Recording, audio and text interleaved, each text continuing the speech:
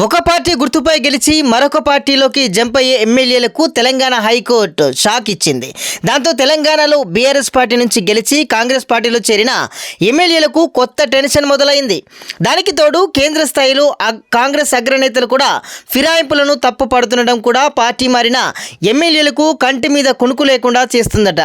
ఇప్పటి వరకు Khairatabad MLA Danam Nagender, Ganapuram MLA Kadiyam Srihari, Tellam వెంకటరావులపైన కోర్టులో పిటిషన్లు వచ్చాయి. వీళ్ళతో పాటు మరికొంతమంది బీఆర్ఎస్ ఎమ్మెల్యేలు పార్టీ మారడానికి రెడీ అయిపోతున్నా వాళ్లకు ఇప్పుడు హైకోర్టు ఇచ్చిన తీర్పుతో ఆలోచనలో పడేలా చేసింది. ఇక పార్టీ ఫిరాయించిన ఎమ్మెల్యేలపై నిర్ణయం తీసుకునేందుకు తెలంగాణ స్పీకర్కు తెలంగాణ హైకోర్టు 4 వారాల గడువునిచ్చింది. బీఆర్ఎస్ నుంచి కాంగ్రెస్లోకి మారిన ఎమ్మెల్యేలపై అనర్హత వేటు వేయడంలో తెలంగాణ శాసనసభ స్పీకర్ చర్యలు తీసుకోకపోవడంపై బీఆర్ఎస్, బీజేపీ ఎమ్మెల్యేలు వేసిన 3 పిటిషన్లపై విచారణ సందర్భంగా హైకోర్టు ఈ ఆదేశాలు జారీ చేసింది.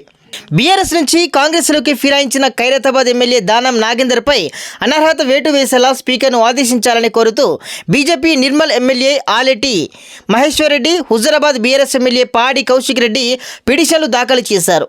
కాంగ్రెస్లోకి పార్టీ ఫిరాయించిన బీఆర్ఎస్ మాజీ ఎమ్మెల్యేలు భద్రాద్రి కొత్తగూడెం ఎమ్మెల్యే తెల్లం వెంకట్రావు, గణపూర్ ఎమ్మెల్యే కడియం శ్రీహరిపై అనర్హత వేటు వేయాలని కోరుతూ కూనంపాడు వివేకానంద పిటిషన్ దాఖలు చేశారు. ఇక ఈ అంశంపై హైకోర్టులో సుదీర్ఘ వాదనలు జరిగాయి.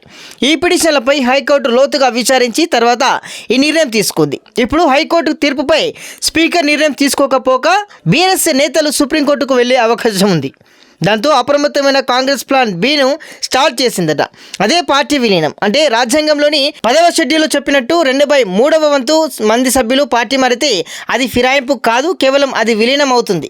ఇలా చేస్తే సుప్రీంకోర్టు కూడా ఏం చేయలేదు. దాంతో మరో 10 నుంచి 15 మందిని కాంగ్రెస్లోకి తీసుకుంటే ఎప్పుడు కోర్టులు కూడా ఏం చేయలేవని కూడా కాంగ్రెస్ భావిస్తుంది. ఇక రేవంత్ అనుకుంటున్న 2/3 మెజారిటీ కాంగ్రెస్లోకి చేరితే బీఆర్ఎస్ పార్టీకి నిజంగా చెక్ పెట్టినట్లే అవుతుంది. మరి చూడాలి మరి ఏమవుతుందో.